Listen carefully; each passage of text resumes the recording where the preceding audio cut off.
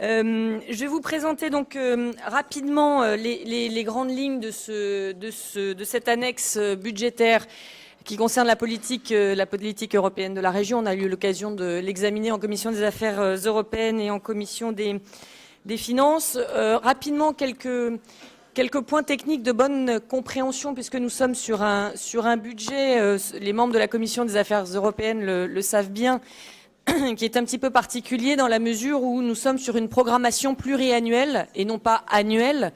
Donc par définition, l'examen des différentes lignes budgétaires, les traditionnels AE, AP, CP, ne peuvent pas être lus de la même façon, puisque je le rappelle...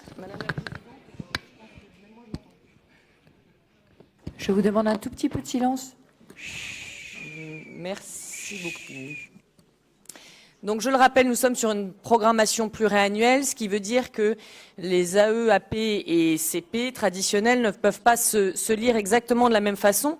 Donc pour rappel, nous sommes sur une enveloppe budgétaire de 540 millions d'euros qui doit être dépensée entre 2014 et 2020.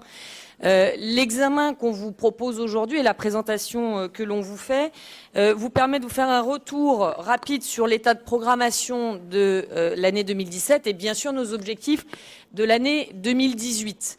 Mais d'ores et déjà, je le dis, et ça répond préventivement à quelques amendements qui ont été déposés, c'est juste logique et normal que les enveloppes d'AE et d'AP qui correspondent à notre programmation diminue au fur et à mesure de la programmation, puisque par définition, l'enveloppe est consommée au fur et à mesure. L'objectif, c'est que nous ayons consommé ces 540 millions d'euros en 2020 et que nous soyons donc à 0 € de programmation en 2020. En revanche, les CPL ont vocation à augmenter. Alors, nous en sommes où sur l'avancement de la programmation 2017? Petit rappel, donc fin 2015, nous étions à 4,6% de programmation de l'enveloppe et nous sommes aujourd'hui à un peu plus de 40%, presque 41% je crois, de notre enveloppe, ce qui témoigne de l'effort considérable qui a été fait par les services de la région. Nous avons un rendez-vous important qui est d'une actualité brûlante puisque nous avons le système du règlement européen qui prévoit un dégagement d'office dont nous avons eu malheureusement l'occasion de beaucoup parler dans cette enceinte il y a quelque temps, qui dégagement d'office interviendrait si nous ne parvenions pas à certifier 27 millions d'euros de dépenses. Nous aurons les résultats bientôt. Je demeure confiante malgré quelques inquiétudes qui ne relèvent pas forcément des services de la région, mais plutôt du système informatique Synergie que certains connaissent peut-être, qui nous a quelques bugs et qui peut nous créer quelques surfroides, mais je reste malgré tout confiante sur le fait que nous puissions justifier de 27 millions d'euros de dépenses certifiées. Nous aurons les résultats bientôt. Donc normalement, pas de dégagement d'office, en tout cas je l'espère. Donc ça, c'est pour la programmation 2017. En 2018, l'objectif est évidemment de continuer de programmer notre enveloppe et de la consommer. L'objectif en 2018, c'est d'arriver à 70% de consommation, c'est-à-dire de programmer l'équivalent de 121,73 millions d'euros donc en 2018. Donc ça correspond aux AE et aux AP. Et puis d'avoir en crédit de paiement 62,29 millions d'euros. On voit bien l'augmentation significative qui en est faite. Particularité de l'année 2018 sur ce budget, c'est que nous allons avoir de nouveau un exercice de dégagement d'office potentiel.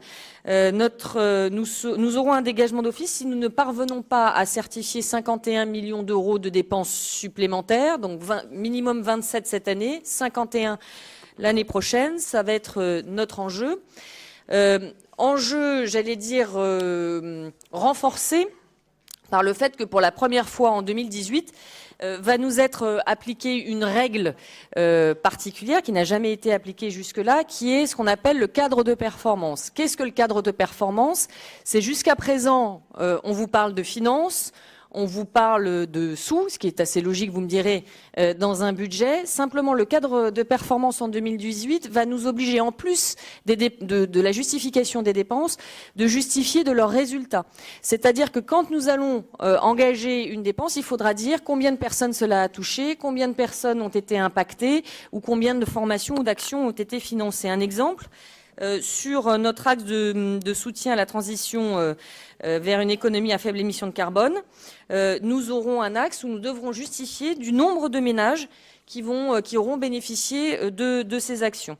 De la même façon, autre exemple, dans l'investissement dans l'éducation et les compétences, notamment pour l'insertion des demandeurs d'emploi, nous aurons un indicateur qu'il faudra renseigner qui fera que notre objectif est d'atteindre 35 553 chômeurs. Si nous sommes en dessous, nous ne serons pas dans les clous et le dégagement d'office pourra nous être appliqué. Donc vous le voyez sur le fonds européen, heureusement que non seulement l'organisation, la structuration et puis la connaissance également des règlements européens a pu progresser et cheminer et en montre l'efficacité aujourd'hui parce que la barre va être de nouveau haute l'année prochaine. Ça c'est donc la partie financement européen, en tout cas fonds structurels. Mais comme nous le rappelons régulièrement en commission Affaires européennes, la politique européenne de la région, et c'est heureux, ne se limite pas aux fonds structurels européens, même s'il est vrai que ça implique énormément les services, notamment depuis quelques semaines. Nous avons également une politique européenne en tant que telle, dont je vous rappelle que nous avons voté la stratégie en juillet 2016. Cette stratégie, elle se manifeste comment dans ce budget? À travers son dispositif Europe, qui est doté de 430 000 euros et qui a vocation à financer les projets portés en particulier par les associations franciliennes visant à faire la promotion, à expliquer davantage l'Europe, à la rendre plus concrète et à participer finalement à ce débat européen. Et puis nous avons également le financement, vous la connaissez, je salue Pierre Lequillier qui dira un mot je crois tout à l'heure, le financement d'IDFE pour un montant de 253 000 euros, identique à 2017. IDFE, c'est notre représentation permanente à Bruxelles et donc cette enveloppe vise à son fonctionnement annuel.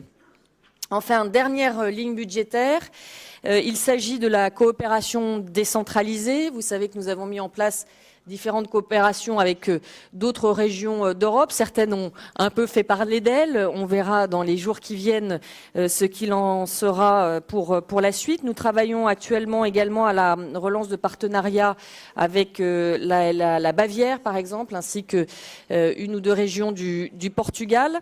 Je vous rappelle que ces coopérations ont une vocation, dans un premier temps, essentiellement économique, puisque nous visons à faire travailler nos pôles de compétitivité, à permettre l'ouverture de parts de marché et le transfert de compétences et de technologies.